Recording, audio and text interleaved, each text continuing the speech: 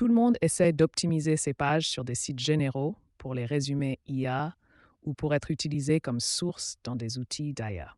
Mais comment savoir si ChatGPT, Perplexity, Gemini ou un autre site envoie du trafic vers ton site? Et pour cela, il y a deux options différentes.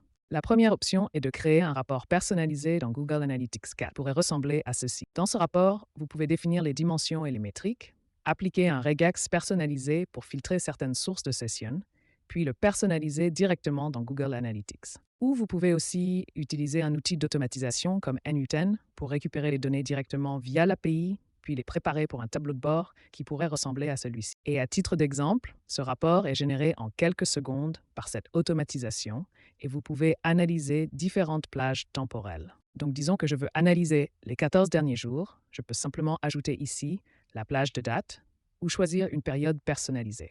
Et si tu veux inclure toutes les données, tu peux aussi sélectionner tout le temps ici. Sélectionner une source précise pour... Dans cet exemple, j'ai appliqué des filtres pour ChatGPT, Gemini et aussi Perplexity. Mais si tu veux analyser d'autres outils, tu peux aussi les ajouter ici. Disons que je veux analyser uniquement le trafic venant de Gemini, le reste sera mis à jour. Ou je peux aussi analyser une page spécifique. Disons que je veux vérifier la visibilité du site, qui est l'intégration N8N de Google Search Console.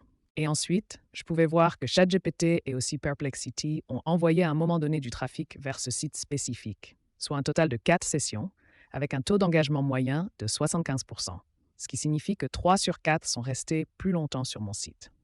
De plus, il est aussi possible de voir directement quelles pages reçoivent du trafic de quelle source, y compris la date précise.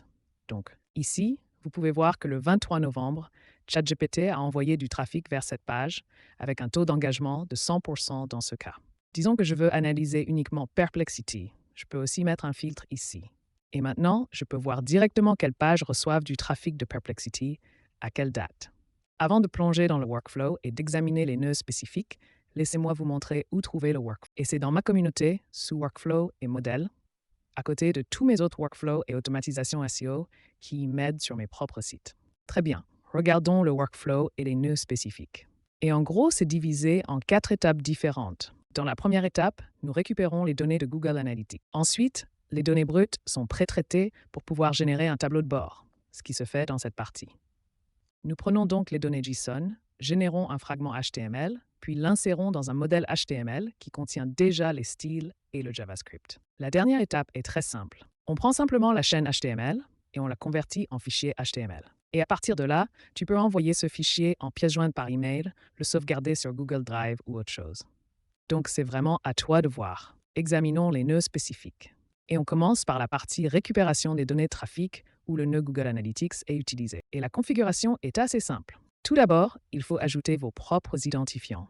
Et ensuite, tu dois sélectionner la propriété que tu veux analyser si tu le fais pour plusieurs clients. Et tu peux aussi le définir ici comme une expression, puis utiliser l'ID. Mais ici, je l'ai pris dans la liste. Ensuite, il y a la plage de date qui peut aussi être personnalisée. Dans mon cas, j'ai défini la date de début et de fin. Et pour les deux champs, il y a une expression qui calcule, pour la date début, la date actuelle moins 12 mois, afin d'avoir toujours une année de données. Et pour les indicateurs, j'ai choisi d'utiliser les nouveaux utilisateurs pour voir si le trafic venant, disons, de ChatGPT est vraiment du trafic neuf. À côté de ça, nous avons les sessions engagées, le taux d'engagement et aussi les événements clés. Mais bien sûr, cette partie peut aussi être personnalisée. Et pour les dimensions, on utilise la source de la session, sinon on ne sait pas d'où vient le trafic. Et comme je veux analyser quelles pages reçoivent du trafic, j'ai aussi choisi la page d'atterrissage comme dimension. Et comme dernière dimension, j'ai choisi la date pour voir quel jour, quelle source envoie du trafic vers quelle page. Exécutons-le pour voir à quoi ça ressemble. Et comme tu peux voir, voici la source de la session dans ce cas, c'est TikTok. La page d'atterrissage, c'est mon Linktree avec des données comme les sessions, les nouveaux utilisateurs, etc. Ensuite, nous prenons ces données et filtrons tout ce que nous ne voulons pas analyser. Dans cet exemple, on ne conserve que les données provenant de Perplexity, ChatGPT, Gemini, Anthropic et ChatLM. Ce modèle ici est utilisé comme une expression régulière, puis assigné à un nom propre, ce qui est utile si tu as du trafic venant par exemple de TikTok et aussi de TikTok.com. Et c'est pareil pour ChatGPT, Perplexity ou tout autre outil afin d'avoir des données déjà nettoyées. Et si on exécute, on voit qu'on a comme source de session uniquement ChatGPT. Et si on fait défiler, on voit plus de ChatGPT Nous avons aussi Gemini, la page d'accueil, et c'est précisément ces données dont nous avons besoin pour créer un tableau de bord comme celui-ci. Et pour cela, nous mettons les données dans une clé simple afin de ne passer qu'un seul élément au nœud suivant, qui est chargé de générer le code HTML comme. Comme vous pouvez le voir, on récupère les données d'entrée, puis on obtient tout le HTML, y compris les noms des classes CSS, où l'on applique déjà les styles définis dans le modèle HTML, qui correspond en fait au nœud suivant. Et pour pouvoir aussi afficher les données, on injecte en quelque sorte les données contenues dans la clé data dans le modèle HTML, ce qui se fait ici en bas. Et si on l'exécute, on voit qu'on obtient une très longue chaîne qui est ensuite transmise au nœud HTML, où se trouve le titre, ici AI Visibility Dashboard, ainsi qu'un script, car sinon on ne pourrait pas afficher des graphiques comme celui-ci avec toute l'interactivité. Comme vous le voyez, on peut aussi cliquer sur des éléments spécifiques de la légende, ce qui mettra à jour le graphique. Et comme je l'ai dit, la dernière étape est assez simple. Nous convertissons simplement les données du modèle HTML en un fichier. Et si on exécute, on peut aussi voir à quoi ça ressemble.